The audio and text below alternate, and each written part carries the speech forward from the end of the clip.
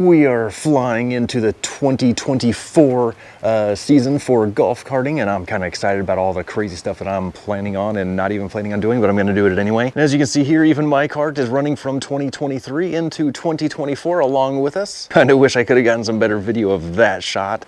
You know what I'm saying? It's been a long winter. Spring has sprung. It is time to get out there and get that cart moving again, but maybe you've been storing it for a long time. Maybe it's been getting abused all winter and it's got all kinds of crap all over it like mine. Hang on just a second, I'll show you that. But I have a simple multi-step, maybe it's 4 or 5 steps.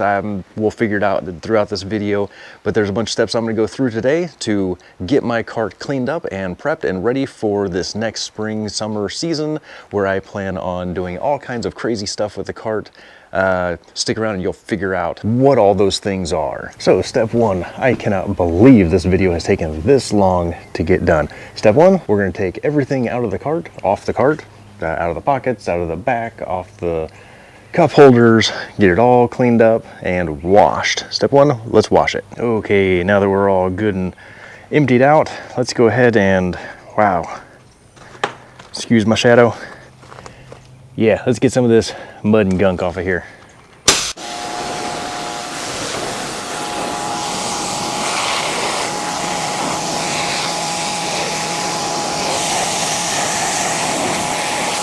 Holy cow, I can't believe how dirty this one tire is. This might take a little bit. And it looks like this side is just as dirty nasty. Ooh, yeah. And it goes all the way up under there. Yep, we might be out here a minute. I'll be right back.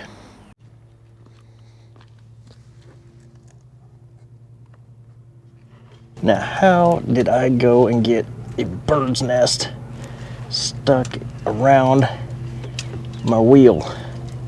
Oh yeah, that's a lot of grass. Let's see if I can reach up under here. Oh yeah, let's toss that out. Oh, there's another one over here. Is that about all of it? Whew. Lucky I was still able to stop. Yeah, I may have chewed up the grass just a little bit. And that bird nest back there. Yep, I might have chewed up the grass just a little bit. But that does look a little bit better. Oh, mud drooping on me. I like mud. Now my guess is that your driveway isn't going to be this muddy by the time that you get done washing it, but yeah, I think I'm gonna have to rinse this off before I even soap it up. That's all I'm gonna do with the cleaning. I've got a whole other video about how to wash your cart and the things that I do to wash my golf cart. I'll leave that link down in the description so you can see how soapy I get it, which is pretty soapy. Well, maybe not pristinely clean, but it's at least a whole lot better than what it was. Next thing I'm gonna go over is step 2. Safety equipment. So one of the commonly overlooked things, ooh, that's gonna be a wet seat for somebody, is just check your safety belts. Make sure that, you know, yank on them, make sure that they're working correctly. Make sure that those auto locks work on all of them. Make sure that you don't have any rips or tears or anything too crazy in there. And of course, my favorite safety item to check on is the horn. Mine has been replaced. Yours will not sound like this unless you follow the video in the description below on how to change your horn over to a car horn. Yep, just make sure that it works. And while we're here at the steering column, let's go ahead and check the headlights. Yep, got the low beams on. And it looks like we have a headlight out. That's interesting. Let's check the high beams. And high beams on. Oh, we have high beams. So we've got a low beam out on the, we'll call it passenger side. That's interesting, that's good. So I guess I'll be looking into that to see what it takes to replace a headlamp or a headlight, or I'm not sure how replaceable those are. That's gonna be something I'm gonna have to look into.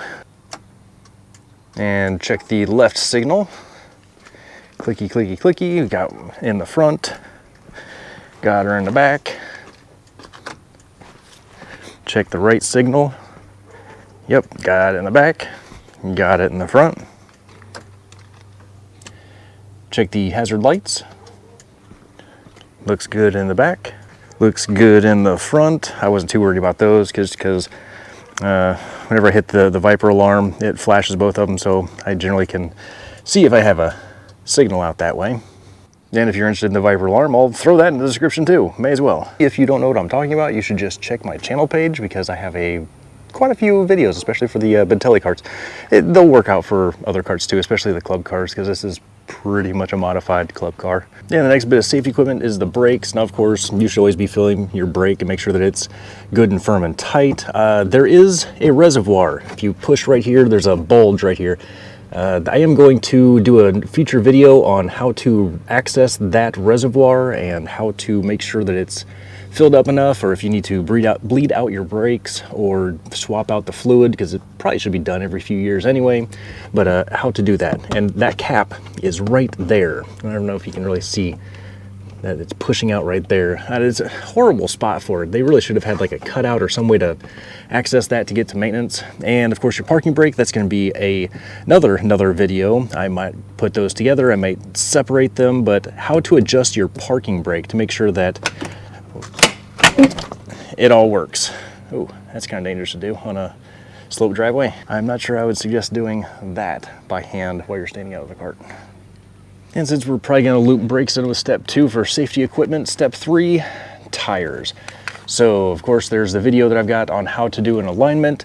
I have honestly switched mine to be more of a slightly toe out. I mean, and I'm talking about just a very slight toe out, just so that it helps balance in the corners. And I think it helps it a little bit more when that inside tire is already kind of going into the turn already.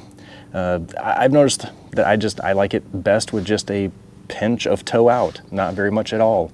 Check your tires for uneven wear. If you notice any waffly patterns, if there's any bald spots, see if you might need to replace them. If you've got a bunch of wear on one side of the tire and a bunch of tread on the other, of course, you might need an alignment issue that needs to be addressed. And next, we're gonna go for the tire pressure. Honestly, you should be doing this about every month anyway, but you know, just give it a check. As you can see, mine are about 18. That's where I like to keep mine at. I find that 20 is just a little bit too hard, and 15 is just a bit soft, and then it kind of loses its, well, honestly, it hurts the top speed just a pinch when you drop them down to 15. If you have them about 20 or even 25, you're gonna get better speed out of it that way, and there'll be less rolling resistance to the tires, and you'll be able to get a little bit more life out of them. But of course, if you look on the side of the tire, for mine, it says right there, 20 PSI. Yeah, the camera won't really, oh, there it goes. Oh, it's being all funny. Okay, so 20 PSI right there. That's what the manufacturer for the tire recommends. So it's probably best to keep it around 20, but I'm not normal, so I like to just do 18, just a pinch less, just a little bit softer. And one of the final things that I like to do on my annual checks is just come in here, check my fuses. This awesome fuse box right here, again, check the description. You got an install video for how to do the fuse box and the DC converter here. I just like to go through here, make sure that everything is good. This panel here will actually light up or light whenever one of these fuses goes bad, so I know which one it is. I don't have to go trying to figure it out, because as you can see from my little screen here, I didn't even bother putting stickers on it. But I'm going to go through here and just double check all my screws, make sure everything's good and tight and everything's secure, which honestly I can tell just by kind of tugging on them a little bit. Everything is good. I'll go ahead and go through some of these wires, because I've got the Viper alarm, I've got the amplifier, I've got, and I'm not going to suggest you rig it up this way if you were ever to put a winch on your golf cart. I'm just using these 2 batteries at 16 volts to run that winch.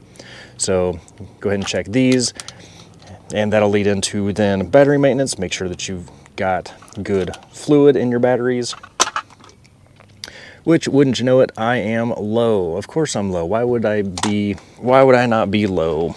So I will be using distilled water. Make sure that it's distilled, not spring water or mineral water or anything else. You want to make sure it's good distilled water. And I use this nice little syringe setup. This is a 550 cc syringe. Let me show you how this works. Once the syringe and this little plastic line is put together, again, in the description, or you can find one of these, stick this into the water. Let's see if I can do this one-handed with kneecaps. Nope, not gonna work. Pardon the shaky camera. Or maybe I can get this thing to set up in here just like this. So you drop your line in there, pull back on your syringe, and it will fill up your syringe with distilled water.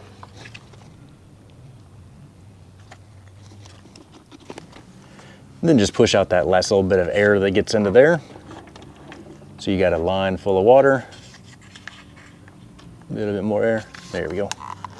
And fill it back up all the way to the top. Now, check this out. This is the best part. Now you can just take your little end right here, poke it in the battery,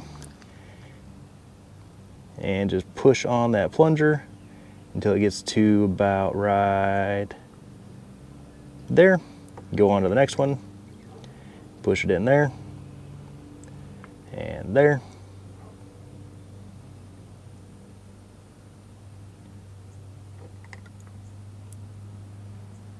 And onto that final cell. There we go. All good. Pull it up. Let me show you what that looks like on the other end.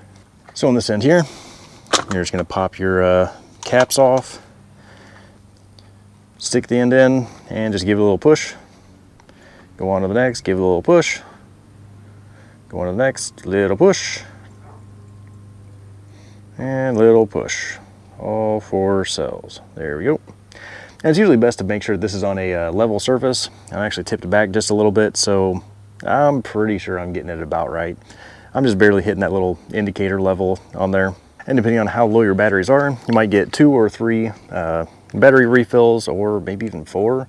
Just depends on how often you fill up your batteries. I try and do mine about every month. I don't think I've done it in, it was probably before Christmas, to be honest. So about 3 months.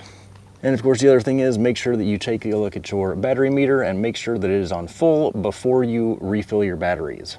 Whoops, I'm missing a notch. I'm not gonna say it's that important. Just make sure that you're not trying to refill your batteries when they are completely depleted, or you got like when your battery's at about half level. Just make sure your batteries are charged before you refill them with water. So what kind of things do you do every year whenever you're getting ready to start your cart up, or it's been a while since you had your car? What are some of the things that you do? Is there anything additional that you like to do as a standard maintenance practice? Because for the most part, that's what I do. Oh, I also check the lug nuts whenever I'm doing the tire pressure. So I guess that's one of the things that I missed. But yeah, for the most part, that is all that I do for my annual maintenance, or for when I'm getting ready for spring, a little spring cleaning on it. If you found this video helpful, make sure you hit the like button, subscribe if you want to see more content like this. There's also a ton of other Bintelli videos on my channel page if you are interested in seeing anything else that I might have there. Any comments or suggestions, drop them down in the comment down below. Thanks for checking out the video, and I will see you in the golf course or next time or whatever.